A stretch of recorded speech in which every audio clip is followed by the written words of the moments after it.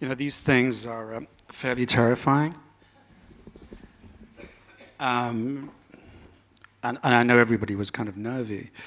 And I remember at one point publicizing leaving Las Vegas and doing, you know, lots and lots of events, and always like being asked to do, you know, just do 5-minute introduction to the film. And I did one in New York, and I made the mistake of going to see an old friend just before. And this friend said, "Should we have a wee joint before?" I said, "No, I don't do that kind of thing." And but I thought, just tonight, why not, you know?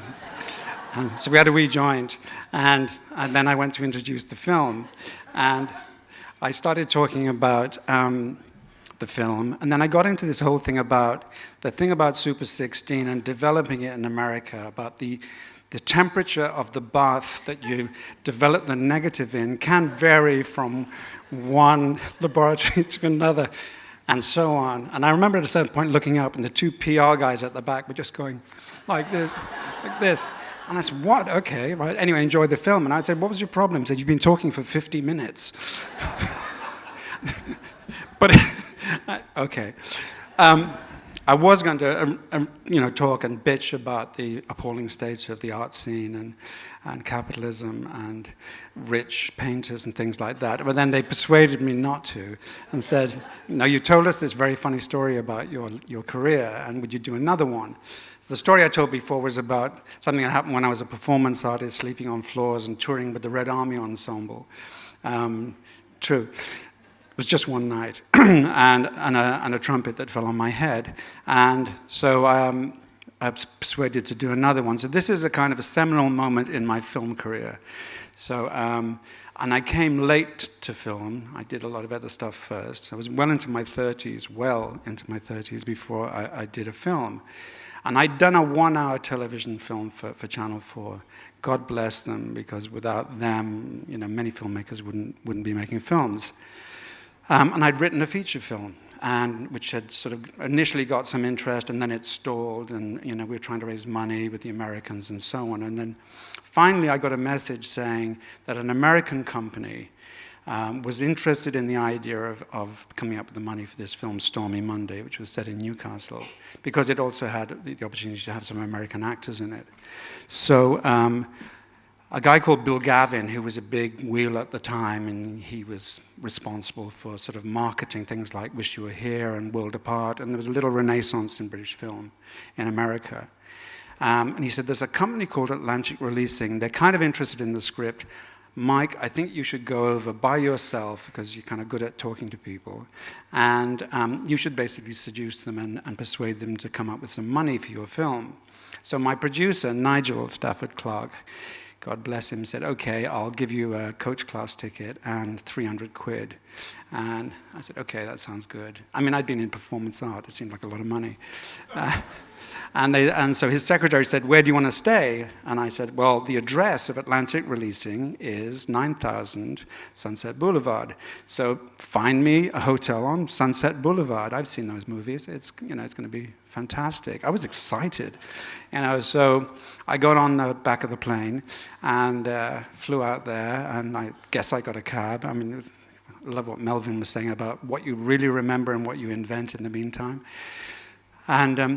And I went to my hotel on Sunset Boulevard. It was the Holiday Inn, and it's right on a freeway intersection. I think it's the 405 and the 937 or something, you know. It's just right in the middle of a freeway. And I thought, wow, it's quaint. You know, and it's not how I pictured Sunset Boulevard. It's funny, you know.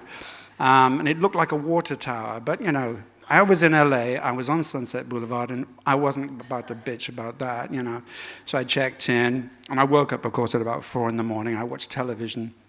Kind of a sort of like soft porno film was on, and then a kind of a, you know, like theater piece, you know, and then some time went by. Then I had breakfast as soon as the place opened, and then, you know, and then I got a phone call saying that the meeting had been cancelled. It was no longer at 10 o'clock, and I was all set to go. It was now at 2:30, and I went, oh, fuck, you know, it's like hours to kill, you know. But you know what?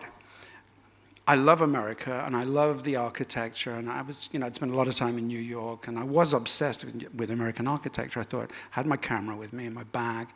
I'll just walk to the meeting, I've got like 4 hours, I'll stop and have a coffee, and I'll just do the thing. I'll be the Englishman in Los Angeles.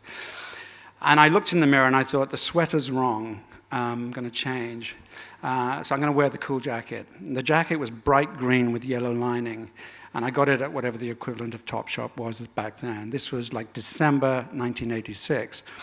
And so I went downstairs. I was all ready. And I asked the doorman, who I believe was Filipino, to point me in the direction of 9000 Sunset Boulevard. And he looked kind of puzzled, and he said, well, where's your car? And I said, I don't have a car. And that really threw him. I said, I'm just walking, it's cool, And so he said, okay, that direction. And that was clear. So then I spent about 15 minutes trying to cross the road to get out of the hotel complex. Because if you're not driving, if you're walking, it really it was serious, So I crossed maybe about 12 lanes of traffic. Have you ever seen that film where, Eddie Murphy kind of gets pushed out, and he's blind. And I reached the other side, and I set off in that direction. So I'm walking, and it was very, very pretty. That straight away there was these very big houses with these long rolling lawns and a kind of sweet little what they call a sidewalk, we call a pavement, and off I went. And it's kind of windy, that part of Sunset Boulevard, as I discovered. And so I set off, and then the first thing I noticed is that suddenly there isn't a sidewalk there or a pavement or anything. There's just the lawns. So now I'm kind of walking over people's gardens, which feels wrong. It feels not right somehow. Anyway, but they didn't seem, nobody came out because there wasn't anybody. There were just cars. And I carried on walking and took a few more photographs. And then gradually, the terrain starts to change. I'm talking about a mile, maybe 2 miles further down. It's a long way, and I'm thinking, these don't look like office buildings to me. They look like people's very big houses, In fact, the terrain, it goes from the rolling lawn into kind of steep-sided kind of scrubland, basically. And so you suddenly find that you are really kind of almost on the road, and you're kind of like being very careful. And I'm seeing cars whizzing by. Whiz. And then I go around another corner, and I suddenly think, holy fuck. And I've gone quite a long way now. No, first of all, I pass UCLA, and then it gets civilized again, and the people are definitely, well, they're not walking, they're jogging with headphones on, and I smile at them, and they don't smile back, and I keep going. I think it was the jacket. And it's a thing about, it's like if you don't know the place, you're not dressed properly, it's a thing. And so I get through that bit, which is sort of user-friendly, and then suddenly it becomes totally un-user-friendly, and I go around this corner, and it's a very steep corner, and there is nothing. There's just the precipice on either side. And by the way, 6 lanes of cars, and really nasty vegetation on the side, really not nice. Kind of that ivy stuff, and beyond it, a kind of slimy sort of texture. Anyway, so I think, okay, but there are traffic lights, so you kind of like, so I stop, and I'm not a director yet, but I'm going to be a director, so I've already got the skills, and I kind of go, okay, count, so right, okay, it takes about 1.5 minutes, okay, and then that's about 200 yards, okay. So I kind of make a little nip for it, right, around the corner, and I get so far, and I hear the roar of traffic as it increases, and I think, okay, that's the traffic lights changing. Time to sort of duck in a little bit, and the cars go whizzing by. And I'm now stuck at a place where there's an intersection on the other side, and there's a bunch of young kind of Hispanic people, and they're selling maps to the famous house tour thing. And I look at them, and they kind of look at me, but not really look at me. And I'm thinking, maybe if I can get over the road, maybe they can bum a ride. They had a sort of pickup truck or something like that, or maybe they can. And this is pre-mobile, so it's not like, hey, can I use your Apple phone or anything like that.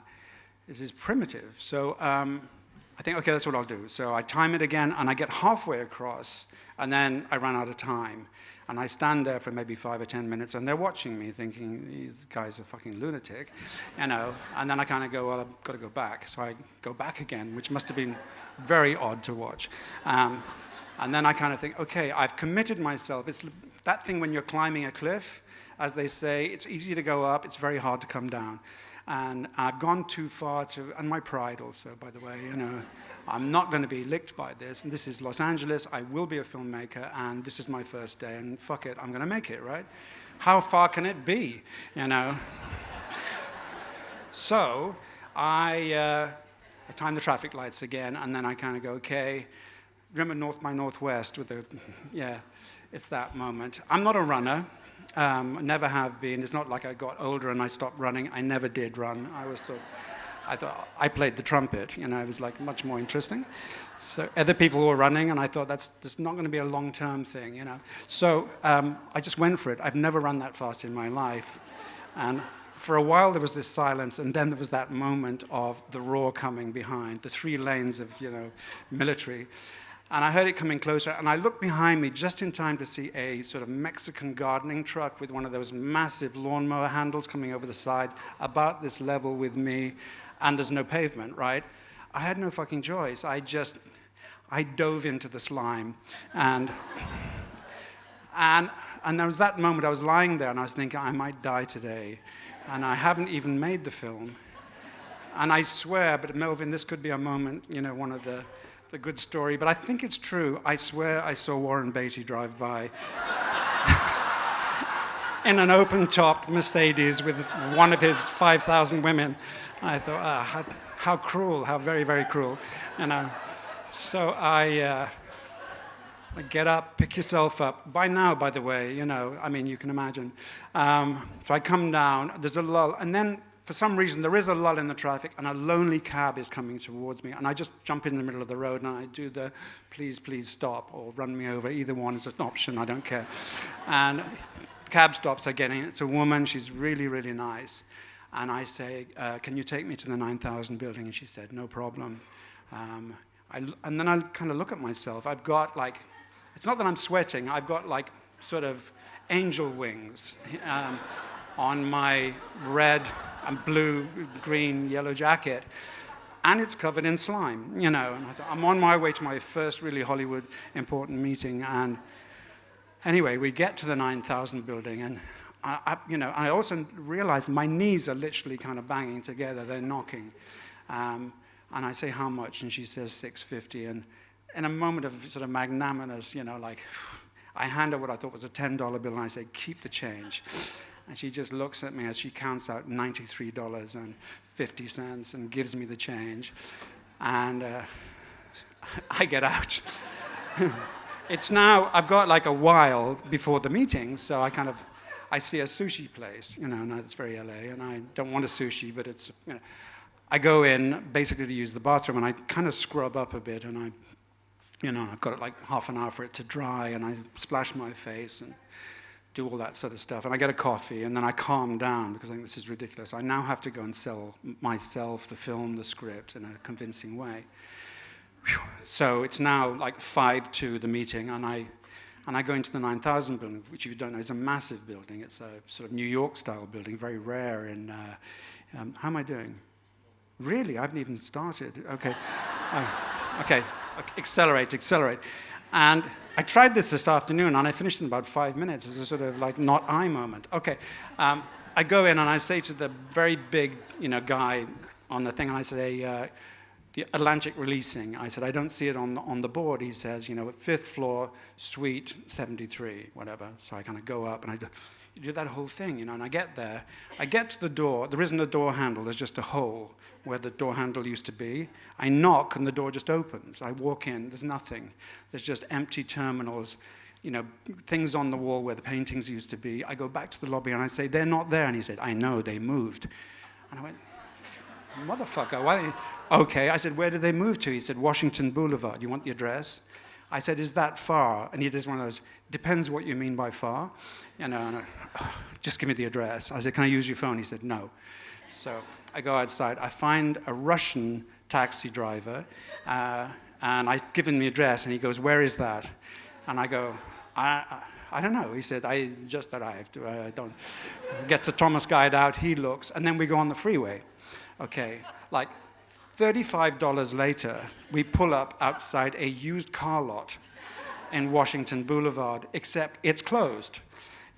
So I go to a phone booth, and I put in 25 cents, and I think time to call my contact, Bobby Rock. And I call Bobby Rock, and I get this woman saying, "Please put 25 cents in." I said, "I just did." She goes, "It's not registering. Please put 25 cents in." I said, "You don't understand. This is a desperate situation. I need to talk to Bobby Rock. Please put me through." She goes, "Please put another one in, sir." And I said, "But I already put one in." She said, "We'll refund it." I said, "I live in London." She said, "That's not a problem."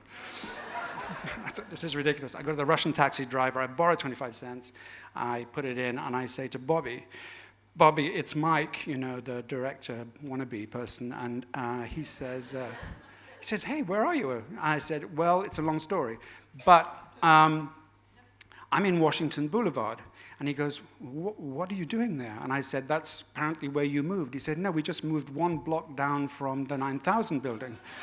"Didn't they tell you that?" And I said, "Okay, I'll be there soon." He said, "Don't worry, the meeting's been cancelled." How many minutes? Keep going? Okay. Okay. Anyway, long story short, eventually I get there the next day. They take a little bit of pity on me. They move me to a closer hotel because I haven't got a car. I'm pathetic, Okay, they put me in a hotel right next to their place. And then for a week, I sit in an office with the secretaries waiting for a meeting with this guy called Bill Tennant. I don't know if anybody's ever heard of Bill Tennant. He was a major player at one time. And all I hear through the wall are him screaming at people. Terrifying man. And at one point, he says to someone, "Do you speak Filipino?" And then some guy says, "No." He says, "I do. You just need 3 phrases. Fuck you, fuck me, and fuck them." I went, that's a very strange way to go about things. Anyway, then I get then one of the secretaries, I hear people talking this saying, "They've moved your start date."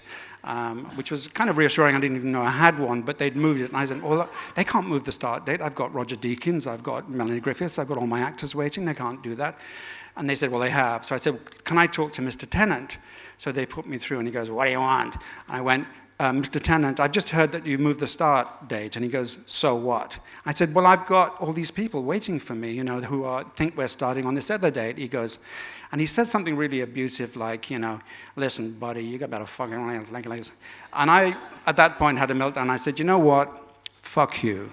And I put the phone down. Everyone went, "Did you just say fuck you to Bill Tennant?" Now, Bill Tennant was the man who represented Polanski as an agent, who went to check on Sharon Tate and was arrested and then identified all the bodies. He then became a kind of major drug addict. He vanished from Hollywood, and he just reappeared in time to meet me. And it's like, God, thank you for the timing. So I went, as I was thinking, okay, it's Friday, I wonder if I can get on a plane by tomorrow, I fucked this up, okay, no film, no film. And then the phone rang again, the secretary said, "Mr. Tennant would like you to step inside his office." I went in the office, and he had one of those miniature baseball courts that they all have, small sport executive things. And he came up from behind his desk, and again, the knees were knocking. And I thought maybe he was going to headbutt me or something. And he walked towards me, and I saw he had a little tear in his eye. And he came over, and he suddenly just grabbed me in a big bear hug, and he says, "You're right. We treated you like shit.